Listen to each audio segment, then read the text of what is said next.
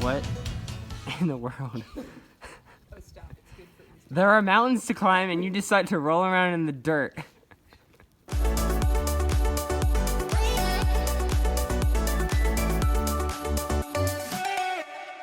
So we're getting a later start today because it was laundry day and grocery shopping day and we had to get school done and there was work to be done.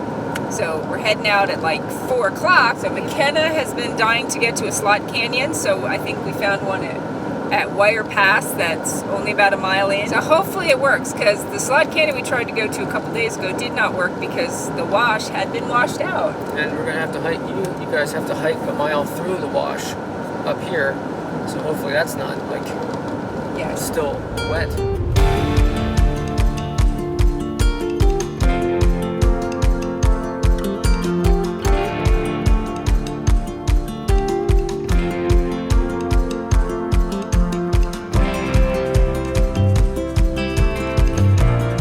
Steps. Yeah. Boom, boom, boom. So it's kind of just a makeshift kind of for now. It's not secured to anything. When you get there, size it up. And it's your practical. If you think all of us can go down the ladder, great. Yeah. All right, heading out to Slot Canyon, McKenna. Yay. Yay. We had a very helpful volunteer who's out. They have 2 guys out here. You know, you do the 8-mile rough road. And then you get here and it's a nice big parking lot. And obviously, you know, quite a few people probably come during the day. But since it's later in the day, we have about 2.5 hours before dark. Hopefully we can do this thing and back in an hour and a half. And yeah, so he gave us a whole lowdown, about 15-minute lowdown on the entire thing and the flash flood that came through last week.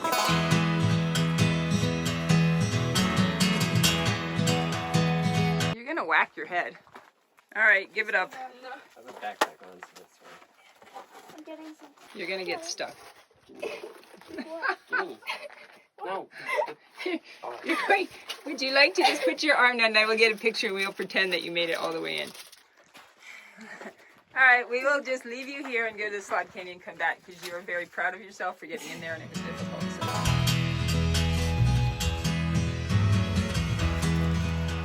Okay, moving onward. So it's about a mile hiking on the wash out to the canyon. And if you're like me and, you know, or like from back east or something and never really thought much about like, oh, they say a wash, what's a wash? Kind of just like a dried up riverbed. So what it means that if there's a torrential downpour, this is all going to be filled with water. Now we stopped for a water break in the shade. There we go. I think we found it, McKenna. Is it cool? Is it everything you thought it would be?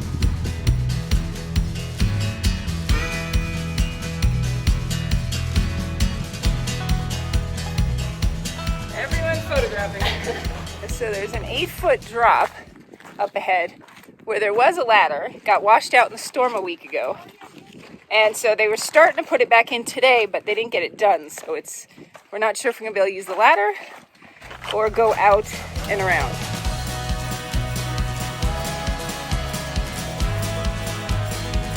It's so much cooler down here.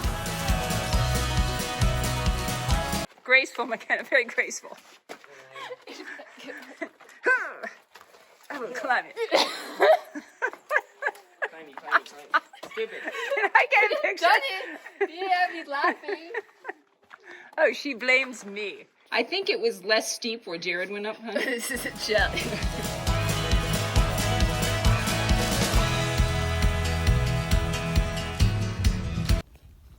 What in the world? Oh, stop. It's good for you. There are mountains to climb and you decide to roll around in the dirt.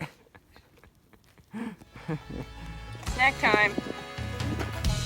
Ooh. You like this one or two? Now he's videotaping a heart-shaped rock. Because I'm just taping the process that leads up to. If that fell down and hit me, there would be a problem. Well, yeah, problem number 1.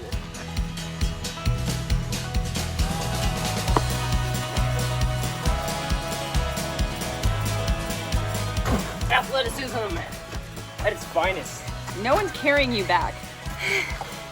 You have 1.5 miles to go. She's going to fall. Yep.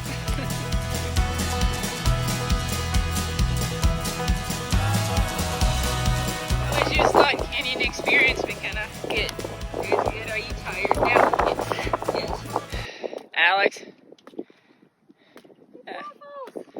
making little waffle imprints. That's exciting. Yes. It's a little waffle imprint. Hi, McKenna. Waffle, waffle, waffle, waffle, waffle. Well, now you've hurt the pole.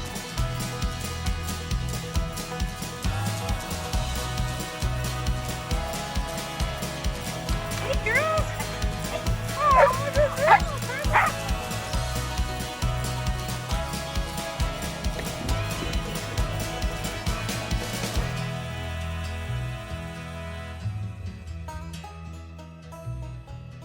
Yes, it's supposed to be recorded. Hi. Hola. It was this. It was the road. You could go, and that's what I said. If we could get out here again, if you brought your You could go a mile it's and a half. It's a little over a mile to the canyon, so you could go that whole way. Oh, Dad. Also, from here on out, the technical classification for mountains is climbese. Is what? Climbese. He's named them And the climbers. hiking poles are waffle sticks. Because the waffle imprints that they make. Yes, there's probably still one on McKenna's pant leg. So today's adventure is just right outside of Knob, about 10 minutes up the road, so I guess it's technically probably still considered Knob. Yeah. And it's the Moki Caves, which I believe was actually kind of a bar eatery type thing like 100 years ago, and then someone else took it over, and it's called Moki Caves and I think museum, so it might have Yep. some history Yeah, of the area, museum. right? So we're gonna check that out and see what all that involves. And there's also sand caves that we know Brian can't go to that are about a mile from the Moki Caves. I don't even think they can get to it. It looks steep. It does look steep. Why do we always have to go down before we go up? Can't we just go up? Going down before we go up just makes it further that we have to go up. Alright, so we need to get up there. It looks fairly flat up there. He went that way some.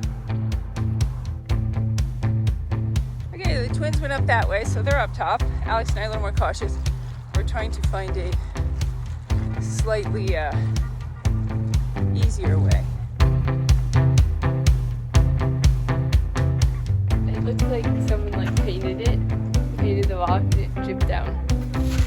Yeah, so many places it looks like that. It's so cool. Oh, someone lost a drone up here? Was it just setting in here? How far back does it go? Someone flew a drone up here and the battery died, so we're trying to see if there's a name or number on it or something. So happy ending. So people were just down below yelling up here. They were missing a drone, so Jared's gonna take the drone down to them, so that worked out really well that we found him. So Jared has delivered the drone to the people he went down. Yeah. We saw him going like this, like pointing at which way is best, and then he's leaving the train of people to like trying to show people. Yeah, he's doing a good job too. Look, he stopped. He's looking back. He He's like, doesn't no, do no, that come for this. us. He doesn't. Tour guide Jared, there he is. We saw you just going like this.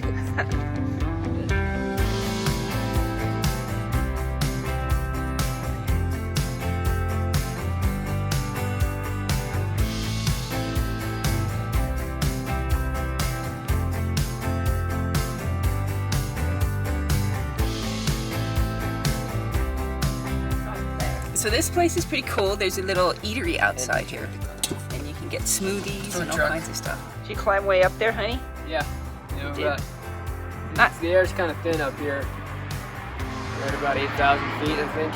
Yeah, but you didn't get quite as high as the kids. They're up Yeah, there. they got a little higher than me because Yeah, it's they the last ledge. Oh, you want to go up that high? It's pretty far.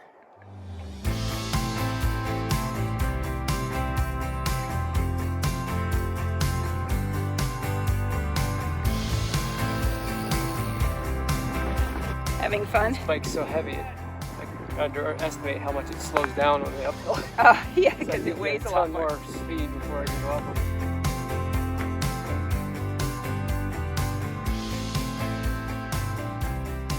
Figure 8 racing. Let's go. So this is really cool in here. It's just back of our RV campground, so it's like literally a block from where we're parked. And it's, I don't know how many lots, couple fields here, and they just have like, I guess for, you know, mountain biking or off-road vehicles, just if you know, want to come out for a few minutes and have some fun right in town. So it's not pathed, you know, it's not like a formal path or anything. It's just all got all these little pathways through it. So they're having fun doing, I think, figure 8 racing.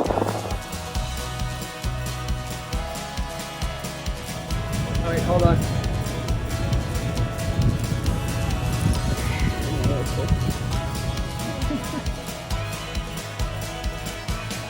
feel like you've been riding this more than Daddy. This is my second time. And I'm not even doing anything.